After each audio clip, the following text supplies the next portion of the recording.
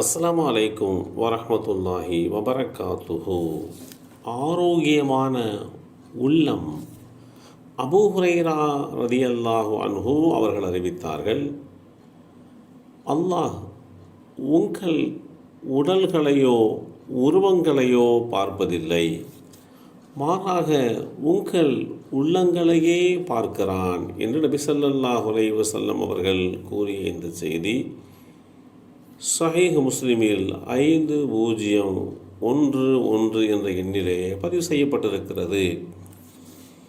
வேதமறை குர்ஆனில் அல்லாஹ் குறிப்பிடுகின்ற போது,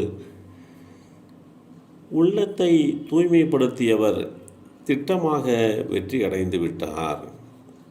அல் குர்ஆன் அத்தியாயம் 87 வசனம் 14 இந்த செய்தி தெளிவுபடுத்தப்பட்டிருக்கிறது. உங்களின் உருவங்கள் செல்வங்களின் அடிப்படையில் நம்மை படைத்த இரட்சகனுடைய திருப்பொருத்தம் முடிவு செய்யப்படுவதில்லை. மாறாக மனிதர்களது உள்ளங்கள் செயல்களை பார்த்து உள்ளத்தில் எந்த அளவு தூய எண்ணம் இருந்து அதன் அடிப்படையிலேதான் அது தீர்மானிக்கப்படுகிறது. ஒரு மனிதனை பொறுத்தளவில் ஆரோக்கியம் என்பது இருவகைப்படும். ஒன்று உடல் சார்ந்த ஆரோக்கியம், மற்றொன்று உள்ளம் சார்ந்த ஆரோக்கியம். நம்மில் உடலையும் உடையையும் இடத்தையும் சுத்தமாக வைத்திருக்க விரும்புகிறவர்கள் பெரும்பாலும் உள்ள ரீதியான உண்டான சுத்தத்தில் கவனம் செலுத்துவதில்லை. உடலுக்கு ஏதாவது ஒரு பொருள் அல்லது ஒரு உணவு நோயை ஏற்படுத்தும் என்றால் அந்த உணவை விட்டுவிடுகின்றோம். அதேபோன்று உள்ளத்திற்கு ஆரோக்கிய கேட்டை விளைவிக்கக்கூடிய சில விஷயங்கள் சம்பந்தமாக பொடுபோக்காக இருந்து விடுகிறோம். ஒவ்வொரு நாளும் எவ்வளவு பெரிய அபாயகரமான நோய்கள் இந்த உள்ளத்தை தாக்கி கொண்டிருக்கின்றன, இந்த உள்ளத்தை காயப்படுத்தி கொண்டிருக்கின்றன என்பதை பெரும்பாலும் சிந்திப்பதற்கு தவறிவிடுகின்றோம். நோய்களை பற்றியெல்லாம் சிந்திக்காமல் அந்த நோய் என்னிடத்தில் இருக்கிறதே, எப்படி என்னை சுத்தப்படுத்துவேன் என்றெல்லாம் கவனமில்லாமல் பலர் தங்களுடைய வாழ்க்கையை கடத்தி கொண்டிருக்கின்றனர். உள்ளத்திலேயே அசுத்தம் இருக்கும்போது உடல் எவ்வளவு தூய்மையாக இருந்தாலும், செயல் எவ்வளவு தூய்மையாக இருந்தாலும் நம்மை படைத்த இரட்சகன் அந்த செயல்களை ஏற்றுக்கொள்வதே இல்லை.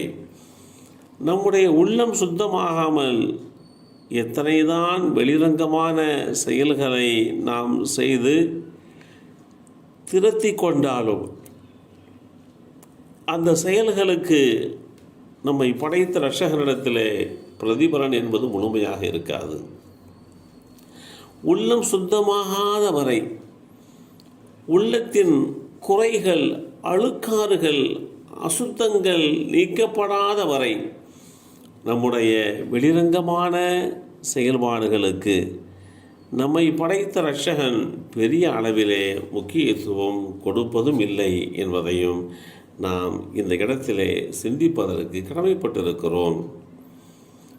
பொதுவாக உள்ளம் அது சீரான உள்ளம், தடுமாற்றமுடைய உள்ளம், மரணித்து போன உள்ளம், நோய்வாய்ப்பட்ட உள்ளம் என்றெல்லாம் பிரித்து பார்ப்பது உண்டு. நம்மை படைத்த இரட்சகனாகிய அல்லாஹ் குறிப்பிடுகிறான், அல்லாஹுவிடம் தூய உள்ளத்துடன் வருபவரை தவிர அந்நாளில் செல்வமோ பிள்ளைகளோ பயன் தராது.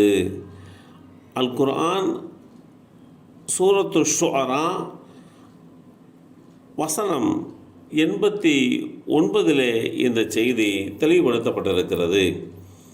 நிச்சயமாக நாம் மனிதனை படைத்தோம், அவன் மனம் அவனிடம் என்ன பேசுகிறது என்பதை நாம் அறிவோம்.